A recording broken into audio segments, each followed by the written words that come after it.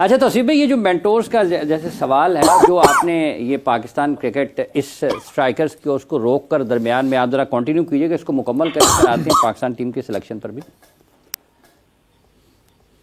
देखिए, मेंटोर की आपने बात की ना, दुनिया में है कि मेंटोर? मतलब आप मुझे बताइए, मेंटोर का तो ये एक ऐड किया हुआ चीज है। मेंटोर नहीं होता, कोच ही होता है मेरे हिसाब से। अब वो बना दिया है लोगों ने कि मेंटोर भी साथ रख दो, ये रख दो उठा के। तो यहाँ कोई ये एक क्रिएट की गई है एक जगह, और उसमें जाहिर है पैसे देने तो इसलिए किए, आप किसी को भी बुला लेते हैं। सारा दुनिया के टेस्ट टीमों में इसमें उसमें कहीं भी मेंटोर का कोई हिसाब किताब नहीं है। ये किया है, चलो किसी का फायदा हो रहा है, बहुत अच्छा, लेकिन ऐसा फायदा ना हो कि 50-50 लाख रुपए आप दे रहे हैं काम के नकाज के 100 मन अनाज के वाली। कौन सा वो मिसाल है? वो दुश्मन अनाज काम के नकाज के, दुश्मन अनाज के 50-50 लाख रुपए अनाज के। यार अब तो मिसालें भी नहीं, अब मिसालें उससे फायदा कुछ नहीं है। वजह उसकी ये है कि देखिए, मैं क्रिटिसाइज के हक में कभी भी नहीं था। कुछ ऐसी चीजें आई हैं बीच में जो आवे का आवा भी, और वो मैं समझता हूँ कि मेरी नजर में तो ठीक नहीं है। अगर मेरे को अगर कोई कुछ अगर हमें लेना है तो हमारी एबिलिटी पे लेंगे, वैसे नहीं लेंगे। एबिलिटी पे लेंगे वैसे नहीं लेंगे, वैसे नहीं लेंगे। इमरान साहब वैसे तो हम जितने पैसे इसका जो पैसे एक आदमी को मिल रहा है, हमें तो पूरी 3 साल के उसमें नहीं मिले जो हमारे करियर। मतलब फंड्स का मुनासिब इस्तेमाल तौसीफ साहब, आपका मानना है कि ये होना चाहिए और गैर ज़रूरी तौर पर किसी को साथ नहीं रखना चाहिए। जगह हो ज़रूर हो, ज़रूरत है तो ज़रूर रखना चाहिए। इमरान साहब, पाकिस्तान ने स्क्वाड का ऐलान किया है टेस्ट सीरीज़ के लिए अगेंस्ट वेस्ट इंडीज़। कुछ खिलाड़ियों को आराम दिया गया है, कुछ वापस आए हैं। मजमूई तौर पर किस तरीके से देखते हैं जो टेस्ट स्क्वाड पाकिस्तान ने ऐलान किया?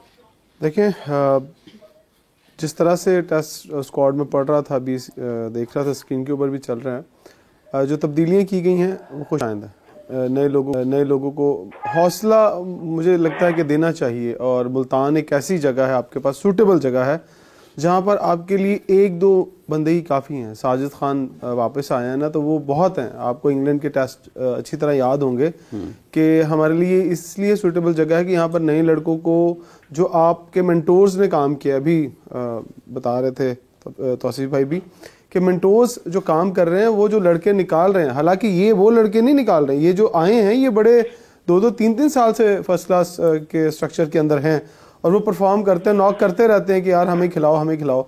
अगर नए लड़कों को मौका मिला है यहाँ पर तो मैं समझता हूँ ये बहुत अच्छी बात है। और नए लड़कों को अब अगर चांस मिलता है 11 साइड के अंदर तो उन्हें परफॉर्म करके बताना पड़ेगा कि वाकई वो पाकिस्तान के बैकअप के तौर पर हैं या नहीं है, कि वो भी दिखाएंगे। अगर वो नहीं परफॉर्म कर पाए तो फिर से एक क्वेश्चन मार्क होगा मेंटोर्स की तरफ और क्वेश्चन मार्क होगा आपके पूरे सिस्टम की तरफ कि नहीं, आपके पास जो नए लड़के आ रहे हैं वो बैकअप के लिए नहीं है। साजिद खान या 1-2 और बॉलर या 1-2 बैट्समैन ये सीरीज तो निकाल जाएंगे, मुझे लगता है। वेस्ट इंडीज को इतना टफ टाइम नहीं आपको देगी, लेकिन अगर नए लड़कों को खिलाना है, मैं समझता हूँ कि आपको जो बाहर की सीरीज है वहां भी मौका देना चाहिए। और सिर्फ पाकिस्तान के एक आसान सीरीज, आसान ग्राउंड्स के ऊपर खिलाकर तो ये पल्लू नहीं झाड़ना चाहिए। अगर आप जी तौसीफ भाई, सॉरी मैं बीच में इंटरप्ट कर रहा हूँ। ये बात कह रहे हैं ठीक है मुल्तान की जहाँ तक है, लेकिन पहले से मैच कराए हुए नहीं कुछ पे या नहीं? वो तो यूज पिच थी, आपको याद है? वो तो यूज पिच थी, तो अभी उसको कैसे किया होगा? मेरा ख्याल रड़ा बनाने के लिए थोड़ा जो है उस पर इंतजाम तो डेफिनेटली किया होगा, क्योंकि मुल्तान की पिच जो है बेसिकली बैटिंग पिच खेलती है। वो तो हमने जो जिस तरह आपने देखा कि यूथ पिच पे हम जो है उसको खिलाया गया, हमारा दूसरी जगह पे भी और पिंडी में भी खिलाया गया।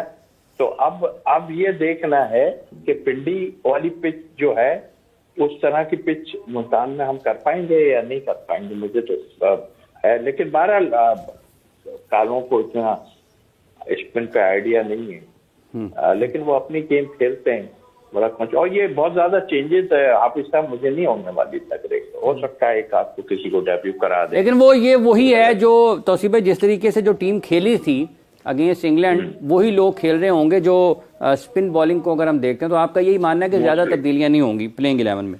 जी इमरान साहब। हाँ, मोस्टली यही हो गया। जी जी बिल्कुल तौसीफ भाई सही कह रहे हैं कि जो वेस्ट इंडियन है उनको इतना नहीं है टर्निंग पिचेस के ऊपर खेलने का। और मैं ये समझता हूँ कि तौसीफ भाई ये भी सही कह रहे हैं कि क्या आपके अंदर हौसला है नए लड़कों को मौका देने का, और क्या उनके पास हौसला है जो ऑलरेडी 11 साइड में खेलते हैं और वो किसी के लिए जगह छोड़े।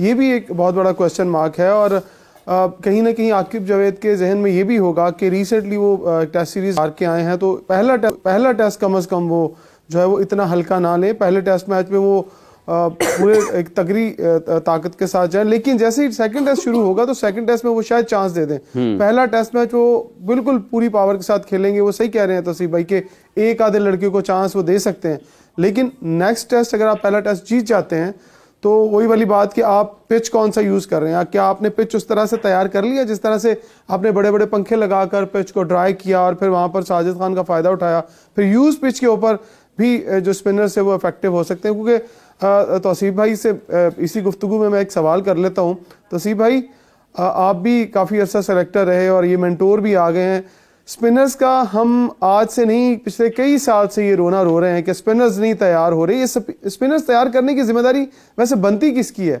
कौन करेगा? डोमेस्टिक स्ट्रक्चर के अंदर जिस तरह के प्लेयर आते हैं वो आपके सामने हैं, और वो तो जिस तरह की पिचेस पे आउट करते हैं, जैसे उनको इंटरनेशनल क्रिकेट में डाला जाता है तो वो बिल्कुल ढीले पड़ जाते हैं, उनके पास वो स्किल ही नहीं रहती। बिल्कुल, जैसे देखिए, एक तो पहली बात कि आपके पास जो स्पिनर मौजूद थे वो ही आपके यहाँ के अंदर से लोग कह रहे थे वो है ही।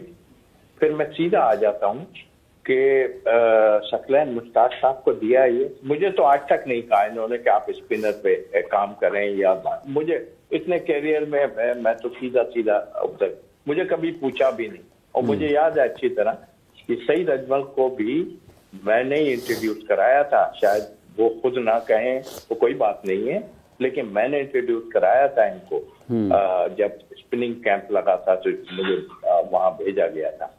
तो ये चीजें देखने की है कि आपके पास सईद अजमल साहब थे, सईद अजमल साहब ने ही इग्नोर किया था साजिद को, उन्होंने बांग्लादेश में आउट किया था 5 विकेट्स पे और मैच जितवाया था। उसके बाद उनको श्रीलंका लेके नहीं गए, और जहाँ के इतने सारे खब्बे होते हैं तो जिम्मेदारी तो उनको बनती है ना, जिनको ये काम दिया जाता है। तो अभी तक तो कोई ऐसी चीज हमें नजर नहीं आई, वो तो एक ही उस पे लगे हुए हैं। अच्छा तौसीफ साहब, एक और बात है, तौसीफ साहब कता कलामी की मादर चाहूंगा, ये बात जरूर सुन रहे, वो एक ही पे लगे हुए हैं कि दामाद को किसी तरह जो है चैंपियंस ट्रॉफी में लेके आ जाए।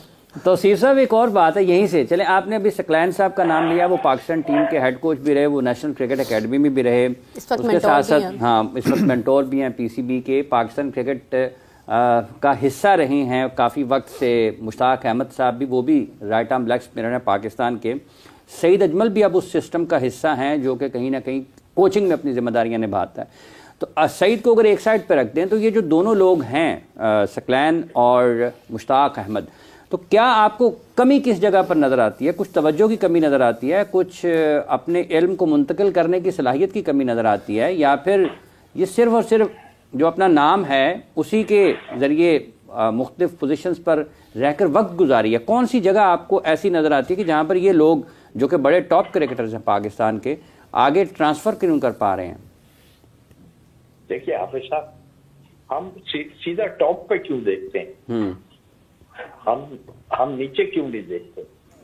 ये बर्दाश्त ही नहीं कर सकते कि सिंध की गर्मी में जहाँ 40 से 45 है वहां 15 दिन गुजार सके, बल्कि 5 दिन भी गुजार लें टैलेंट को देखने के लिए, या और कई जगहें हमने वो मार खाई हुई है, हम गए हुए हैं वहां पर।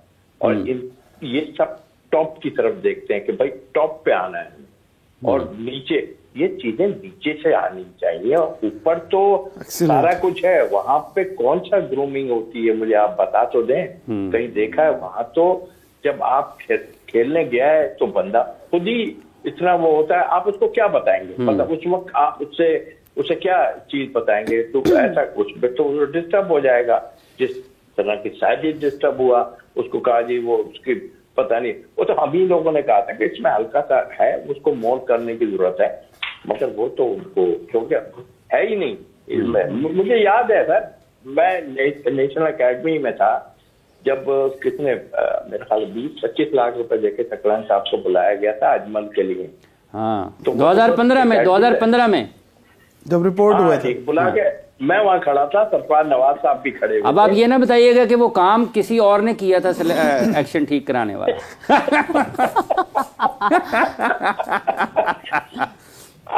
तो कहने का मकसद ये है कि चलो सब अब सारे काम ऊपर से हो रहे हैं, तो अब हम क्या करें, तो कोशिश करें। तो सिर्फ साहब एक और चीज भी तो है कि खिलाड़ियों के अंदर भी तो ये एलिमेंट होना चाहिए ना, सीखने वाला। वो भी अगर सीखना चाहेंगे तो कोई सिखाएगा। अब जबरदस्ती तो कोई उनको नहीं सिखा सकता। फॉर एग्जांपल अगर हम बाबर आजम की बात करते हैं, बाबर आजम स्पिन में हमें वीक नजर आते हैं, स्पिन बॉल को नहीं ठीक से हैंडल कर पाते हैं। तो बाबर आजम को अगर कोई सिखाने की कोशिश करता है तो वो सीखना चाहेंगे तो कोई वहां तक जाएगा ना। देखिए ये इतना उस जगह पे पहुंच गए जहां इनको खुद देखना पड़ेगा कि मैं कहाँ पे हूँ। वो तो जो बाहर बैठे हैं वो तो डेफिनेटली बता रहे हैं, मैं भी बता रहा हूँ, आप भी बता रही हैं, स्पिनर पे कह रही हैं आप। हमने कहा कि जी ऑफ स्टंप पे जो बॉल लाइन पे करते हैं, कई दफा कॉट बिहाइंड हुए उस पे, फास्ट बॉलर पे।